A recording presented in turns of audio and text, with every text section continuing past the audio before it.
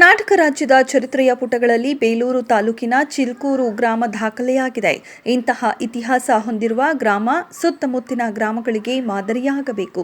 ಈ ನಿಟ್ಟಿನಲ್ಲಿ ಇಲ್ಲಿನ ಗ್ರಾಮಸ್ಥರು ಐತಿಹಾಸಿಕ ಚಿಲ್ಕೂರು ಗ್ರಾಮದ ಘನತೆಯನ್ನು ಕಾಪಾಡಲು ಮುಂದಾಗಬೇಕಿದೆ ಎಂದು ಪುಷ್ಪಗಿರಿ ಮಹಾಸಂಸ್ಥಾನದ ಪರಮಪೂಜ್ಯ ಜಗದ್ಗುರು ಶ್ರೀ ಶ್ರೀ ಸೋಮಶೇಖರ ಶಿವಾಚಾರ್ಯ ಮಹಾಸ್ವಾಮಿಗಳು ಭಕ್ತರಿಗೆ ಸಲಹೆ ನೀಡಿದರು.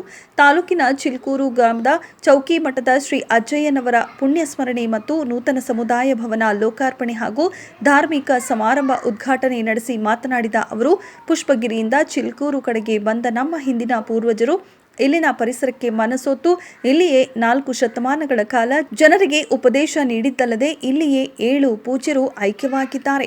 ಪುಷ್ಪಗಿರಿ ಮಹಾಸಂಸ್ಥಾನ ಈಗಾಗಲೇ ಸಾಮಾಜಿಕ, ಧಾರ್ಮಿಕ, ಶೈಕ್ಷಣಿಕ, ಸಾವಯವ ಕೃಷಿ ಸೇರಿದಂತೆ ನಾನಾ ಕ್ಷೇತ್ರದಲ್ಲಿ ಅದ್ವಿತೀಯ ಸಾಧನೆ ಮಾಡುತ್ತಾ ಬಂದಿದೆ.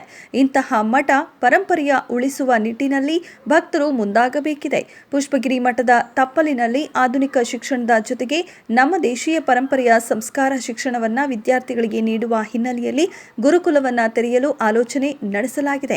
ಹಾಸನದ ಕೃಷ್ಣಾನಗರದ ಪುಷ್ಪಗಿರಿ ನಿವೇಶನದಲ್ಲಿ ನರ್ಸಿಂಗ್ ಕಾಲೇಜು ಆರಂಭಿಸಲು ಚಿಂತನೆ ಮಾಡಿದ್ದು, ಈ ವರ್ಷ ಇದಕ್ಕೆ ಬೇಕಾದ ಆಪರೇಷನ್ಗಳನ್ನು ಹಾಕಲಾಗುತ್ತದೆ. ಕಳೆದ 16 ವರ್ಷದಿಂದ ಮಠಕ್ಕೆ ನಾವು ಅಧಿಕಾರ ವಹಿಸಿಕೊಂಡ ಬಳಿಕ ಆದಷ್ಟು ಕೆಲಸ ಕಾರ್ಯ ನಡೆಸುವ ಜೊತೆಗೆ ಮಹಿಳಾ ಸಬಲೀಕರಣಕ್ಕೆ ಎಂದೇ 2020ರಲ್ಲಿಯೇ ಶ್ರೀ ಕ್ಷೇತ್ರ ಪುಷ್ಪಗಿರಿ ಗ್ರಾಮೀಣ ಸಂಸ್ಥೆ ಆರಂಭಿಸಿ ರಾಜ್ಯದ 10 ಜಿಲ್ಲೆಯಲ್ಲಿ ಹೆಮ್ಮರವಾಗಿ ಬೆಳೆದಿದೆ. ಮಹಿಳಾ ಘಟಕದ ಸದಸ್ಯರು ಕೇವಲ ಹಣಕಾಸು ವಹಿವಾಟು ಮಾತ್ರ ಸೀಮಿತವಾಗದೆ ಗ್ರಾಮದಲ್ಲಿ ಸ್ವಚ್ಛತೆ ಮತ್ತು ಇನ್ನಿತರ ಕೆಲಸಗಳಿಗೆ ಆದ್ಯತೆ ನೀಡಬೇಕಿದೆ ಎಂದು ತಿಳಿಸಿದರು. ಒಂದಿಷ್ಟು ನಮ್ಮ ಪರಂಪರೆಯ ಇತಿಹಾಸ ನಾವು ಮೆಲುಕು ಹಾಕದೆ ಪಕ್ಕದ ಹಳ್ಳಿಗಿಂತ ಕನಿಷ್ಠ ಆದ್ರೆ ನಮ್ಮ ಊರು ನಮಗೆ ಏನ್ ಬೆಲೆ ಬರುತ್ತೆ ಅಂತ ಯೋಚನೆ. ನಮಗೆ ಬೆಲೆ ಬರಬೇಕು ಅಂತಂದ್ರೆ ನಾವು ಪಕ್ಕದ ಮನೆಯವ್ರಿಗಿಂತ ಚೆನ್ನಾಗಿರ್ಬೇಕಿದ್ದಾಗ ಮಾತ್ರ ನನಗೆ ಬೆಲೆ ಬರಲಿಕ್ಕೆ ಸಾಧ್ಯತೆ ಇದೆ. ನನ್ನ ಮನೆ ಸುಂದರ ಆಗಬೇಕು ಅಂದ್ರೆ ಪಕ್ಕದ ಮನೆಯವ್ರಿಗಿಂತ ಚಂದ್ರ ಕಟ್ಟಿಕೊಂಡ್ಬೇಕು. ನಾನು ಅವನಿಗಿಂತ ಒಳ್ಳೆ ಬಟ್ಟೆ ಹಾಕೊಳ್ಬೇಕು. ನಾನು ಅವನಿಗಿಂತ ಜ್ಞಾನದಲ್ಲಿ, ಸಮಾಜದಲ್ಲಿ ಎಲ್ಲ ರೀತಿಯಲ್ಲಿ ನಾನು ಮುಂದಿದ್ದಾಗ ಮಾತ್ರ ನನಗೆ ಹೆಸರು ಬರಲಿಕ್ಕೆ ಸಾಧ್ಯತೆ ಆಗುತ್ತೆ. ನಾನು ಪಕ್ಕದ ಮನೆಯವರಿಗಿಂತ ಚೆನ್ನಾಗಿರ್ಲಿಕ್ಕೆ ಸಾಧ್ಯತೆ ಆಗುತ್ತೆ. 90 ಹಳ್ಳಿಗಳು ಬರ್ತಾರೆ. ಆ 180 ಹಳ್ಳಿ ಒಂದು ಕಡೆ, ಚಿಲ್ಕೂರು ಒಂದು ಮಾತ್ರ ಒಂದು ಕಡೆ.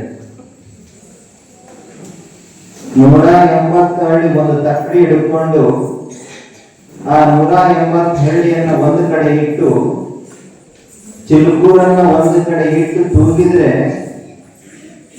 ಯಾವುದು ಹೆಚ್ಚಿಗೆ ತೂಕ ಬರಬೇಕು ಅಂತಂದ್ರೆ ಚಿಲ್ಕೂರು ತೂಕ ಹೆಚ್ಚಿಗೆ ಆಗಬೇಕು, ಹಾಗಿರ್ಬೇಕು. ಅರ್ಥ ಆಯ್ತು ನಿಮಗೆ? ಅರ್ಥ ಆಗಿಲ್ಲ. ಅರ್ಥ ಆಗಿಲ್ಲ ಚಪ್ಪಳಿಕೆ ಹೊಡಿತಿದ್ದೇನೆ. ಅಂದ್ರೆ 180 ಹಳ್ಳಿಗೆ ಚಿಲ್ಕೂರು ಸಮ. ಯಾಕೆ ಅಂತಂದ್ರೆ ಇದು ಮಠ ಇರುವಂತಹ ಗ್ರಾಮ, ಜಂಗಮ ಇರುವಂತಹ ಗ್ರಾಮ, ಗುರುಗಳು ಬದುಕಿ ನೆಲೆಸಿ ಜೀವನವನ್ನ ಮಾಡಿದಂತ ಗ್ರಾಮ.